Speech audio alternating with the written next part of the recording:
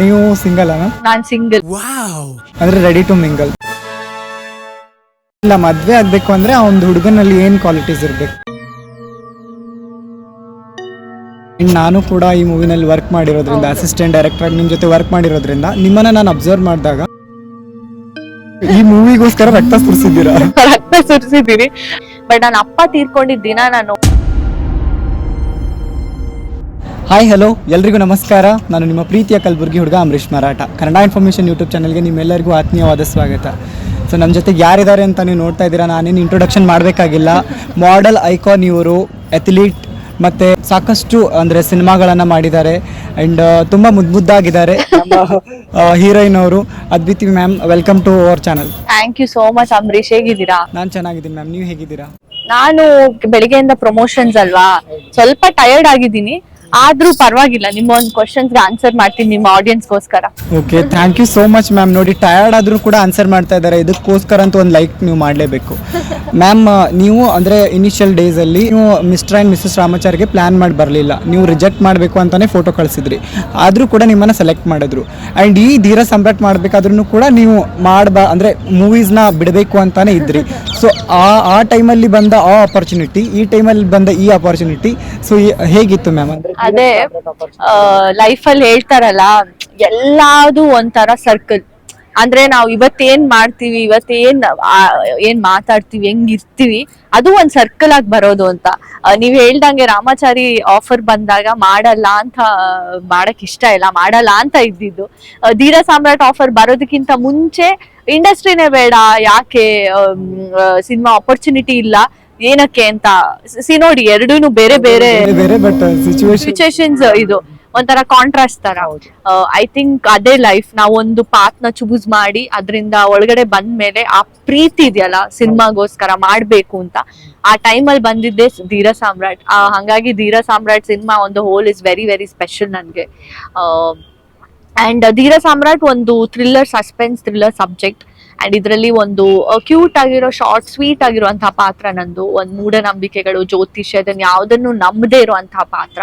And ನನ್ನ ಅಪ್ಪನ ಪಾತ್ರದಲ್ಲಿ ಬಾಲ್ವಾಡಿ ಸರ್ ಅವ್ರು ಇದ್ದಾರೆ. ಸೊ ಅವರು ಅದನ್ನೆಲ್ಲ ನಂಬೋ ಅಂತವ್ರು, ನಾನು ಅದನ್ನ ನಂಬದೇ ಇಲ್ಲ ಇರೋ ಅಂತ ಹುಡುಗಿ.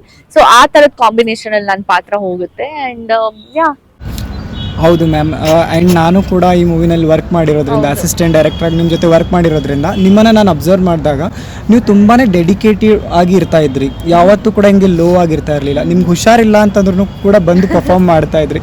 ನಾನು ಅದಕ್ಕೆ ಮ್ಯಾಮ್ ನೀವು ಹೇಗೆ ಮಾಡ್ತೀರಾ ಅಂದರೆ, ಆಗುತ್ತೆ ಮಾಡೋಣ ಅಂತ ಲೈಕ್ ಆ ಥರ ಮಾಡ್ತಿದ್ರಿ. ಆ್ಯಂಡ್ ಒಂದು ಸೀನ್ ಅಂತೂ ನಾನು ನಿಮ್ಗೆ ನೆನ್ಪು ಮಾಡ್ಕೊಳ್ಳೇಬೇಕು. ಬ್ಲಡ್ ಕೊಡೋವಂಥ ಒಂದು ಸೀನ್ ಇತ್ತು ಮೂವಿನಲ್ಲಿ.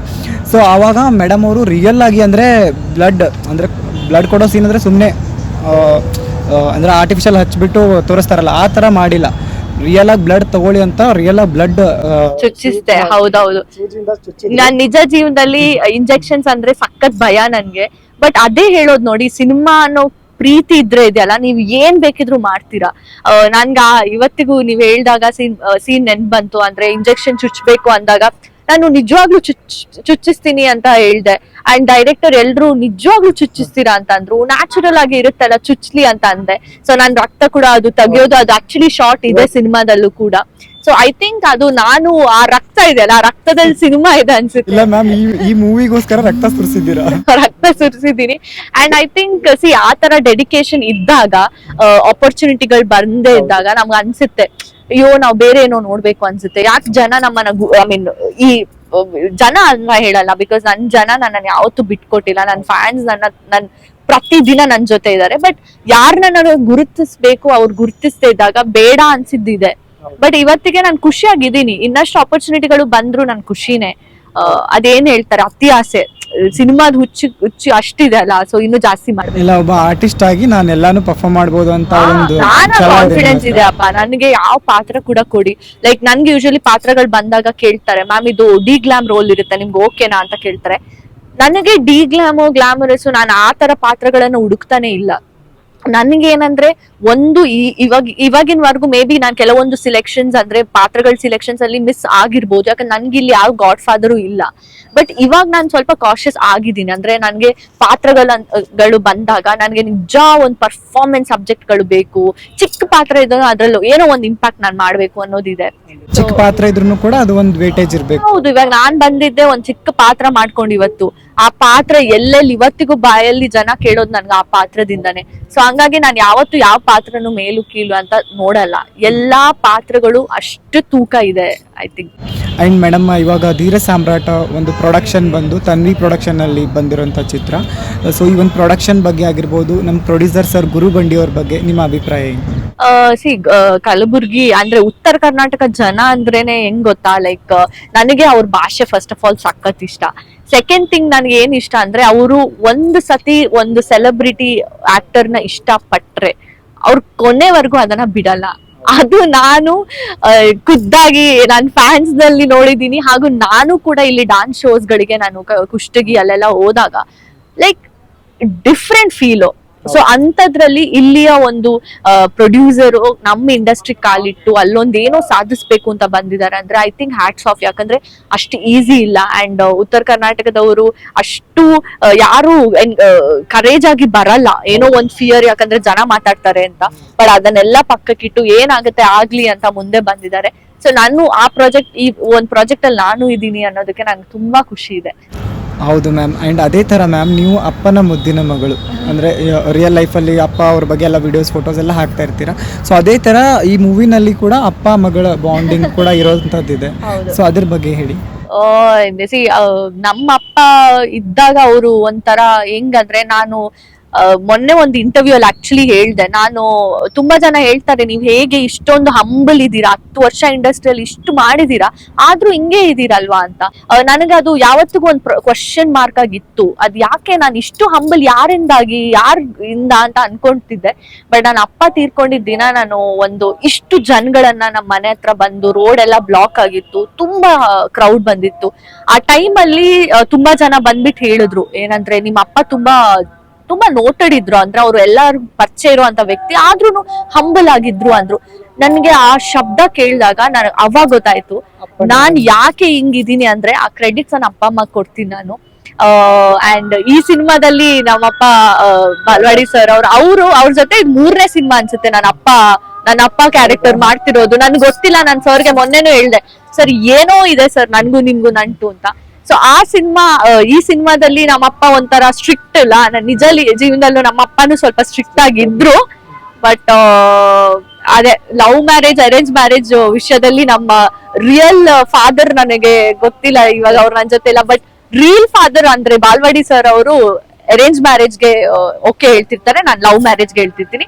ಇದೇ ಒಂದು ಕಾಂಬಿನೇಷನ್. ಇಲ್ಲ ಮ್ಯಾಮ್, ಲವ್ ಮ್ಯಾರೇಜ್ ಅಂತ ಹೇಳಿದ್ರಿ. ಸೊ ವ್ಯಾಲೆಂಟೈನ್ ಡೇ ಕೂಡ ಇವಾಗ 14 ಫೆಬ್ರವರಿ. ಸೊ ನೀವು ಸಿಂಗಲ್ ಮ್ಯಾಮ್? ನಾನ್ ಸಿಂಗಲ್. ಅಂದ್ರೆ ರೆಡಿ ಟು ಮಿಂಗಲ್? ನಾನ್ ಹಂಗೆ ಹೇಳಲ್ಲ, ಯಾಕಂದ್ರೆ ನನ್ಗೆ ಹುಡುಗರ್ನ ಬಿಲೀವ್ ಮಾಡೋದ್ ಬೇಡವಾ ಅನ್ನೋ ಪ್ರಶ್ನೆಯಲ್ಲೇ ನಾನು ಇದೀನಿ ಫಸ್ಟ್ ಆಫ್ ಆಲ್. ಸೊ ಹಂಗಾಗಿ ಇವಾಗ ನಾನು ಸದ್ಯಕ್ಕೆ ಮಿಂಗಲ್ ಆಗ್ಬೇಕು ಅಂತ ಆಸೆ ಪಡ್ಕೊಂಡಂತೂ ಕೂತ್ಕೊಂಡಿಲ್ಲ.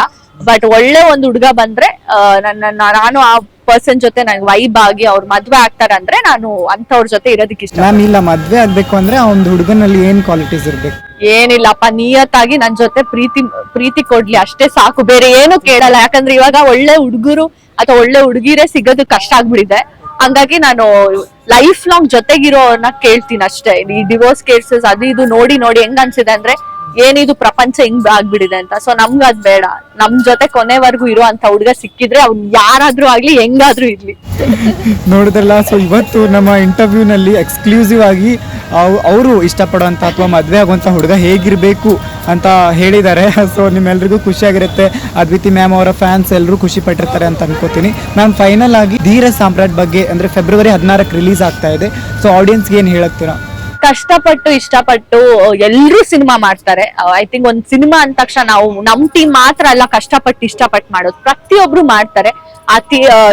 ಜನ ಬಂದು ಥಿಯೇಟರ್ ಅಲ್ಲಿ ಒಂದು ಸಿನಿಮಾ ನೋಡಿದ್ರೆ ಮಾತ್ರ ನಮ್ಗೆ ಅವಕಾಶಗಳು ಜಾಸ್ತಿ ಸಿಗೋದು, ನಮ್ ಪ್ರೊಡ್ಯೂಸರ್ಗಾಗ್ಲಿ ನಮ್ ಡೈರೆಕ್ಟರ್ಗೆ. 16th of February Dheera Samrat release ಆಗ್ತಾ ಇದೆ. ದಯವಿಟ್ಟು ಬನ್ನಿ ಚಿತ್ರಮಂದಿರದಲ್ಲಿ ಕನ್ನಡ ಸಿನಿಮಾನ ನೋಡಿ ನಾವೆಲ್ಲರೂ ಕನ್ನಡ ಸಿನಿಮಾನ ಬೆಳೆಸೋಣ ಅಂತ ಕೇಳ್ಕೊತೀವಿ. Thank you so much ma'am. ಇಷ್ಟು ಬಿಸಿ ಶೆಡ್ಯೂಲಲ್ಲೂ ಟೈಮ್ ಕೊಟ್ರಿ, ನಮ್ಮ ಜೊತೆಗೆ ಮಾತಾಡಿದ್ರಿ. ಆ್ಯಂಡ್ ಒಳ್ಳೇದಾಗಲಿ, ಇನ್ನೂ ಹೆಚ್ಚಿನ ಪ್ರಾಜೆಕ್ಟ್ಸ್ಗಳು ನಿಮ್ಗೆ ಬರಲಿ, ಇನ್ನೂ ಎತ್ತೆತ್ತರಕ್ಕೆ ಬೆಳೀಲಿ ಅಂತ ಕೇಳಿ. Thank you so much. Thank you.